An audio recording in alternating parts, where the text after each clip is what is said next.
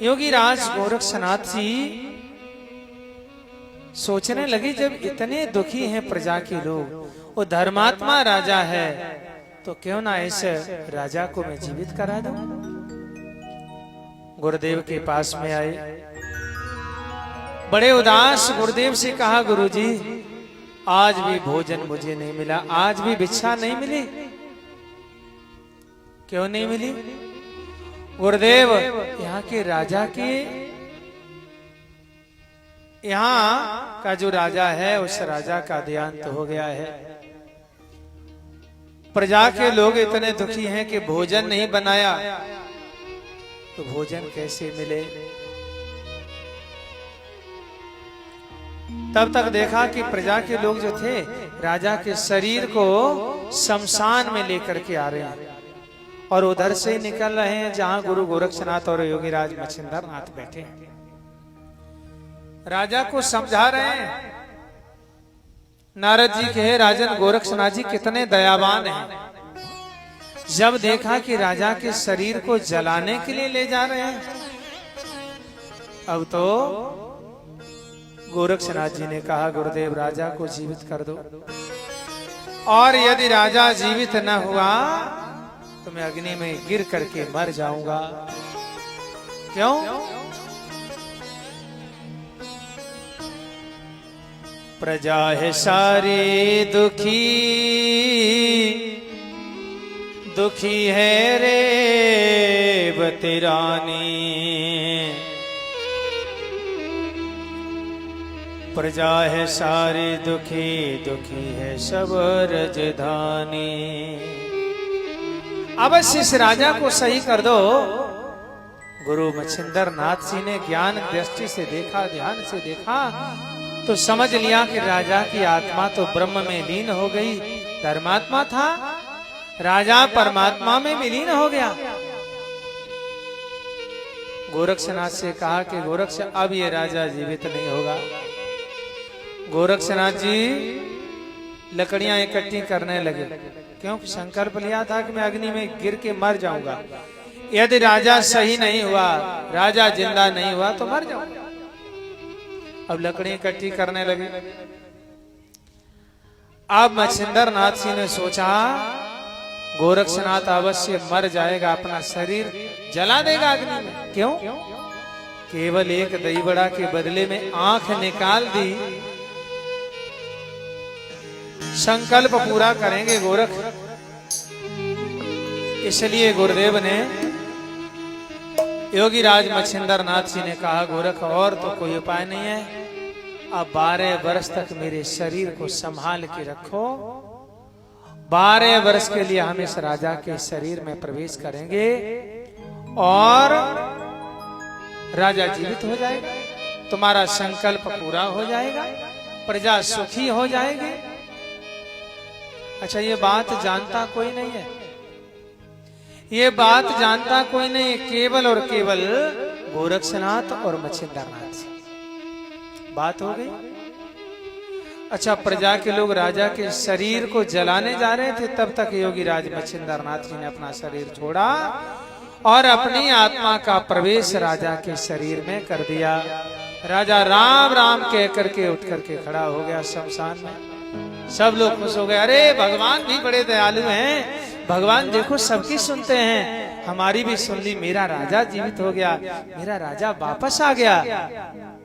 अच्छा, योगीराज मच्छिंद्र नाथ जी ज्ञानी ध्यानी सब जानते, आत्मा का प्रवेश किया तो राज चलाना कोई कठिन बात नहीं है उनके लिए। राजभवन में आए, रानी रेवती बड़ी प्रसन्न हो गई कि भगवान ने मेरा सुहाग वापस कर दिया।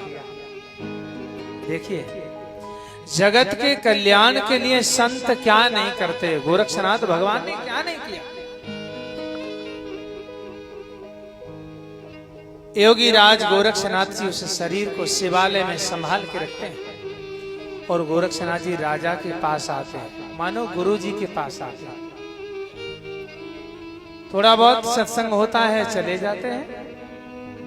मच्छिंद्र नाथ जी भी राजा के शरीर में आकर के आते हैं, भोले बाबा के दर्शन करने, अपने शरीर को देख जाते, चुपचाप चले जाते हैं।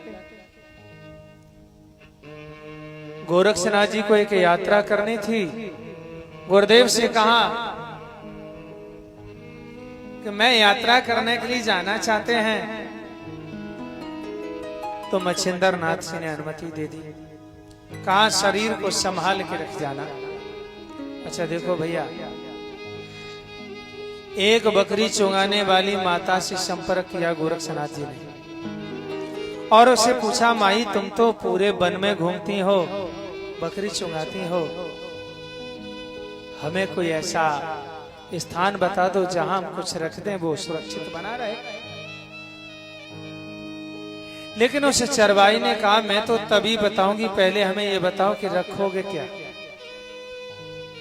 गोरखनाथ जी ने कहा, मेरे गुरुदेव का शरीर है, और बात पूरी बतानी पड़ी कि राजा की मृत्यु हो गई थी, तब मेरे गुरुदेव ने ये शरीर छोड़ा था और मेरे गुरुजी की आत्मा राजा के शरीर में रह रही है। 12 वर्ष बाद फिर राजा की मृत्यु होगी और मेरे गुरुदेव जीवित हो जाएगा। ये बात चरवाई को पता चल गई, गुप्त स्थान तो बता दिया। गोरक्षनाथ जी उस शरीर को रख के चले गए। भ्रमण करते हुए अब इधर योगीराज मच्छिंद्र नाथ जी जो राजा के शरीर में प्रवेश किए थे, आते हैं चुपचाप देख जाते हैं शरीर को। रानी रेवती के साथ में आते हैं, लेकिन एक दिन रानी रेवती अकेली आई, पूजा करने आई, और उस समय वो बकरी चुंगाने वाली माता मंदिर में थी। भगवान से प्रार्थना करी, हे भगवान, हे गौरी पते शिव शंभो, तुम सा दयालु कौन है, दीनन के दाता सब सुख दाता, तुम सा दयालु कौन है।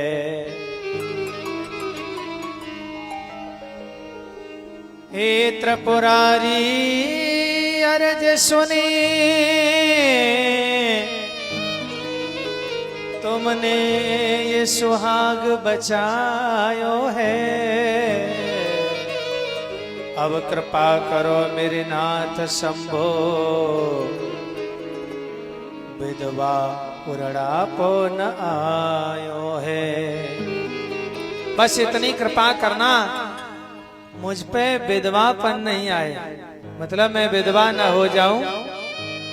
आपने इतनी कृपा करी, मेरे राजा का देहांत हो गया था, मेरा राजा सही हो गया, मैं सुहागिन बनाई हूं, तो आपकी कृपा से बनी हूं, और इतनी कृपा करना, मैं जब भी इस दुनिया को छोड़ूं तब मैं अपने पति से पहले मरूं। ये बड़ा परम सौभाग्य होता है कि पति से पहले मर जाऊं। अच्छा, ये महारानी तो विनती कर रही भोले बाबा से, चरवाई हंसने लगी, वो मैया हंसने लगी। वो जो चरवाई हंसी, महारानी ने देखा कि तू क्यों हंसी भाई, क्या बात। अब चरवाई बात छुपाना चाहती है। कोई बात नहीं महारानी। महारानी ने कहा, तुझे बताना पड़ेगा, तू क्यों हंसी। आखिर रानी के सामने, ध्यान रखना भक्तों, अगर कोई छुपाने योग्य बात हो तो अपने हृदय में रखनी चाहिए, माताएं हो या भाई बंधु। और किसी का प्रचार ही करना है तो एक बार अगर पैसा न हो तो पर्चा मत बनवाओ, किसी भली माता को बता दो, हमारी माताओं को बता दो और कह दो कि तुम अपनी हो इसलिए हम तुम्हें बता दे रहे हैं, लेकिन तुम किसी से मत कहना। समझो दूसरे दिन पूरे गांव में सुन लो, तुम पूरे गांव में सुन लो। अच्छा, इनका दोष भी क्या है, इन्हें भी भगवान की ऐसी माया है, इन्हें एक श्राप मिला है। महाराज धर्मराज ने कहा था, जब महाभारत का युद्ध हो चुका था, पांडव लोग पिंडदान कर रहे थे, माता कुंती ने कहा था, हे धर्मराज, एक पिंड कर्ण के नाम भी दे दो। तब पांडवों ने कहा था कि कर्ण, अरे ना वो मेरे घर का न मेरे परिवार का कुल खानदान का नहीं, मैं उसके नाम पिंड क्यों दूं? तब कुंती माता की आंखों में आंसू आए थे और कहा था, बेटा वो मेरा ही बेटा था, तुम्हारा बड़ा भाई था। वो जब पूरा भेद जाना तो धर्मराज रो पड़े। हे कुंती माता, आज तुमने ये बात बताई कि कर्ण मेरा भाई था, तुमने ये गलत किया। अगर तुमने मुझे पहले बता दिया होता। लेकिन मां कुंती ने कहा, बेटा वो ऐसा गम का प्याला था जो दुनिया पीने नहीं देते। यदि जल में उसे बहाती ना तो जो दुनिया जीने नहीं देती।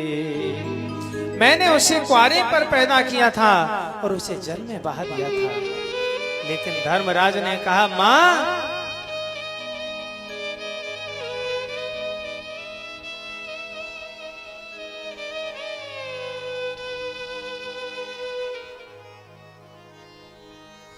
अगर राजमाता राज ना छुपाते, अगर राजमाता राज ना छुपाते, तो भाई से टूट भाई चारा न जाता। कर्ण जैसा भाई मेरा मारा न जाता। कर्ण जैसा भाई मेरा मारा न जाता। अगर राजमाता राज ना छुपाते, अगर राजमाता राज ना छुपाते, भाई से टूट भाई चारा न जाता। कर्ण जैसा भाई मेरा मारा न जाता। कर्ण जैसा भाई मेरा मारा न जाता।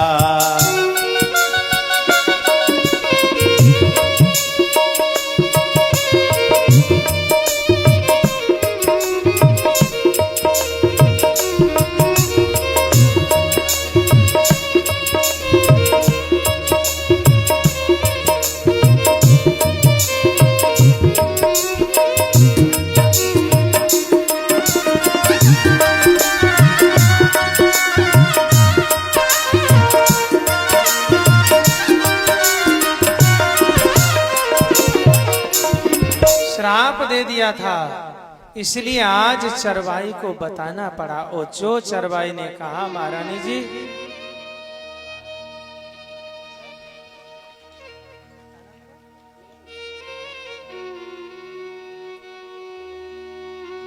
चरवाई ने जब बताया कि तुम्हारे पति के शरीर में महात्मा की आत्मा है, बोले प्रमाण क्या है? प्रमाण ही देखना है।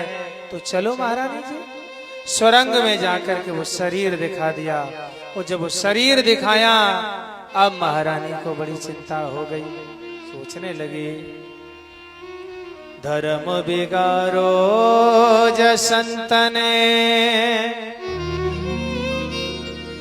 धर्म बिगारो जसंतने, हे मेरे भगवान, अब हम साधु शरीर को मेटो नाम निशान, मेटो नाम निशान, धर्म जैसो है वैसो बनो रहेगो।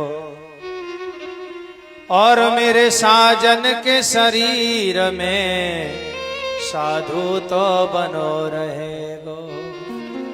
महारानी रेवती ने सोच लिया, इस शरीर को खत्म करा दें तो मेरे स्वामी के शरीर में महात्मा की आत्मा है, वो बनी तो रहेगी। और ऐसा विचार कर जल्लादों को बुला करके योगी राज मच्छिंद्र नाथ जी के शरीर के टुकड़े टुकड़े करवा के वन में फेंकवा दिया। और जब योगी राज मच्छिंद्र नाथ जी का शरीर काटा गया, भोले बाबा समझ गए वीरभद्र को भेज दिया और कह दिया मच्छिंद्र नाथ जी की अस्थियों को लेके आओ। सब अस्थियों को मंगवा लिया। वीरभद्र खुश हो गया कि अब आ गया दुश्मन मेरे कब्जे में, क्योंकि मच्छिंद्र नाथ जी से एक बार वीरभद्र हार गए थे। अब हार गए थे पहले, वो आज अपने हाथ में आ गया वो शरीर, तो सोचा गोरक्षनाथ आएगा अब लेने, अब युद्ध करेंगे। बोलो गुरु गोरक्षनाथ भगवान के। बड़े भाव से भजन बोलेंगे हम।